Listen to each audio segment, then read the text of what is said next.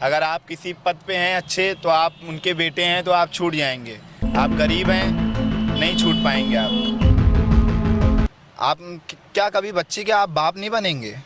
आपकी बच्ची के साथ होगा तो आप क्या सह लेंगे?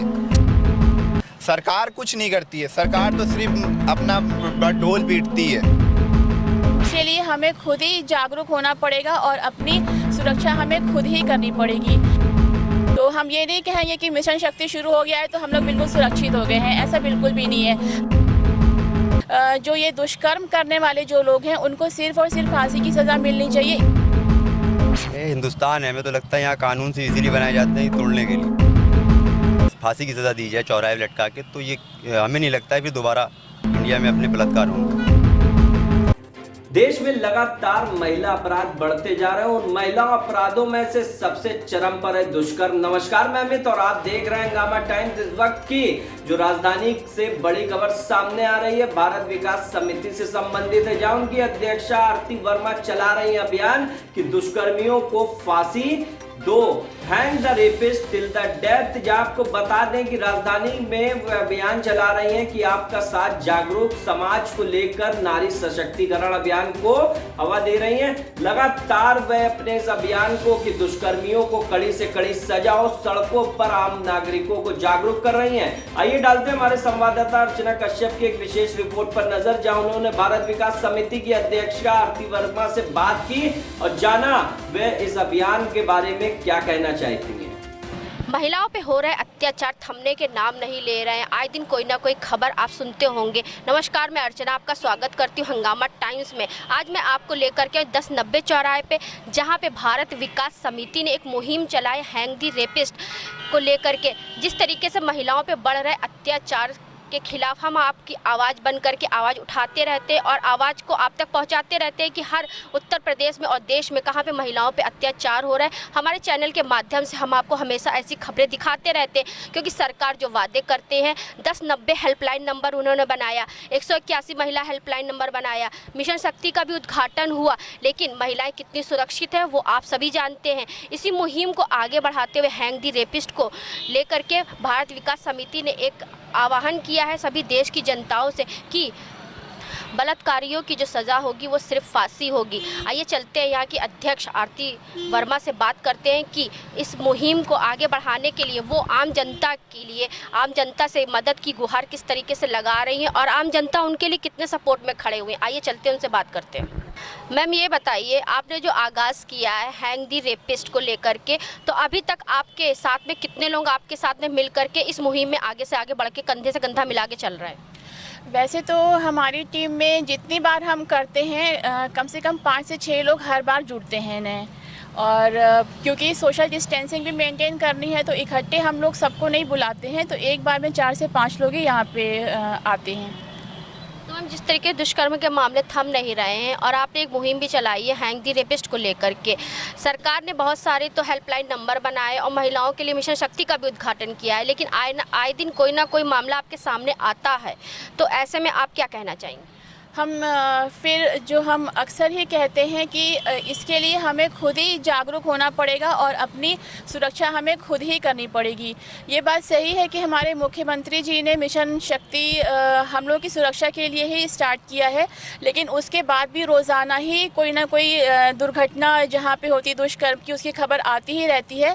तो हम ये नहीं कहेंगे कि मिशन शक्ति शुरू हो गया है तो हम लोग बिल्कुल सुरक्षित हो गए हैं, ऐसा बिल्कुल भी नहीं है। हमें अपनी सुरक्षा के लिए एक तो खुद ही बहुत ज़्यादा अलर्ट रहना पड़ेगा और दूसरा समाज को जो हम अवेयर करना चाहते हैं कि जो ये दुष्कर्म करने वाले जो लोग हैं उनको सिर्फ और सिर्फ फांसी की सज़ा मिलनी चाहिए। इसके लिए समाज हमारे इस आंदोलन में जुड़े और हमारा पूरा समर्थन करे। आम जनता कितना सपोर्ट कर रही है आपको? आम जनता जो लोग भी हमारे आसपास हैं, जो लोग भी हमसे मिलते हैं, हमारे इस आंदोलन में उपस्थित होते हैं यहाँ पे, वो सब लोग हमको हमारा समर्थन कर रहे हैं। आप कहाँ से भाई साहब? हम अमीनाबाद से। तो क्या कहेंगे इस बारे में? हम तो कहेंगे कि गल्फ वाला कानून लागू हो जाए, सऊदी वाला, रेपिस्ट ख़त्म हो जाएगा रेप। तो हर तरीके कानून लाए जाते हैं, लेकिन जो महिलाओं के ऊपर दुष्कर्म होते हैं, महिलाओं पे उत्पीड़न के कार्य होते हैं, इसमें सरकार की आंखें क्यों नहीं खुलती?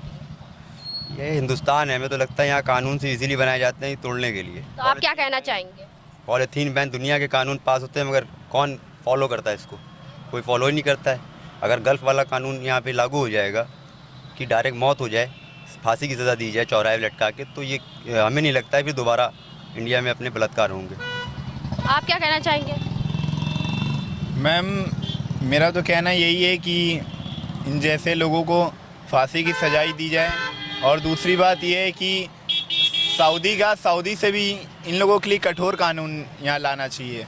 मगर ये इंडिया है, यहाँ का कानून बहुत लचीला है। अगर आप किसी पद पे हैं अच्छे तो आप उनके बेटे हैं तो आप छूट जाएंगे, आप गरीब हैं नहीं छूट पाएंगे आप। क्या हुआ अभी दिल्ली की क्या नाम है मैम, दिल्ली की बलात्कारी का? निर्भया। हाँ, निर्भया कांड का। आप बताइए क्या हुआ?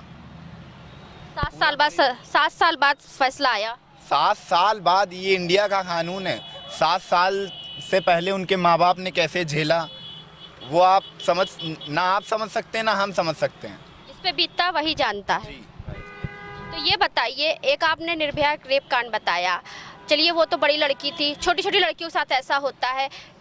क्या हमारे देश के लोगों में कानून व्यवस्था का नाम का कोई डर नहीं है, तब वो ऐसा करते? अगर कानून को सख्त कानून बनाया जाए जिसमें उन लोग को डर रहे कि ऐसा दुष्कर्म करने के पहले वो 100 बार सोचें। 100 बार नहीं, 1000 बार सोचें। 100 बार नहीं, 1000 बार सोचें। कैसे 5 साल की बच्ची के साथ? अरे पहले आप देखो तो क्या आपकी मानसिकता क्या है? आप क्या कभी बच्ची के आप बाप नहीं बनेंगे? आपकी बच्ची के साथ होगा तो आप क्या सह लेंगे? अभी आपने 4 दिन पहले पेपर पढ़ा होगा, अभी 2 भाइयों ने एक बहन को छेड़ा और उसके 2 भाइयों ने उसको जाके बलात्कार किया, और उसके लड़की के 2 भाइयों ने जाके, अभी कहीं की घटना है मुझे याद नहीं आ रही, उसके 2 भाइयों ने सीधे उनको गोली मार दी और एक ने सर कलम कर दिया और सीधे दोनों थाने में पहुंच गए। इसको मैं मर्दानगी कहता हूँ। यानी कि आपका 100 लोग देख के इसको एक सबक लेगा, 2 सबक लेगा, 3 सबक लेगा। सरकार कुछ नहीं करती है, सरकार तो सिर्फ अपना ढोल पीटती है। लेकिन अगर ऐसा ऑन द स्पॉट लोग करने लगेंगे तो सरकार कहती है कानून को अपने हाथ में नहीं लेना चाहिए। कानून को जब तक आप हाथ में नहीं लेंगे तब तक आप सरकार जब तक आएगी तब तक तो सब छीछा लेदर हो चुका होगा ना। तो आप क्या कहना चाहेंगे इस बारे में कि किस तरीके से कानून व्यवस्था लाया जाए कि लोगों में इस चीज़ का डर रहे? कानून व्यवस्था यही लाया जाए, या तो उसको बीच चौराहे पे गोली मारी जाए या तो उसका घर वाला ही उसको मार दे। हमारा तो कहना यही है।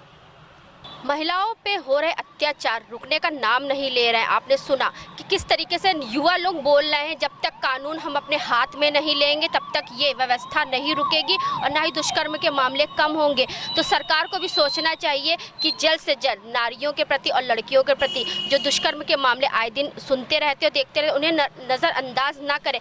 इससे बहुत भयानक रूप ले सकता है, क्योंकि आज का युवा हमारा आक्रोश में है। इसी के साथ मैं अर्चना आपसे इजाज़त चाहूँगी। धन्यवाद।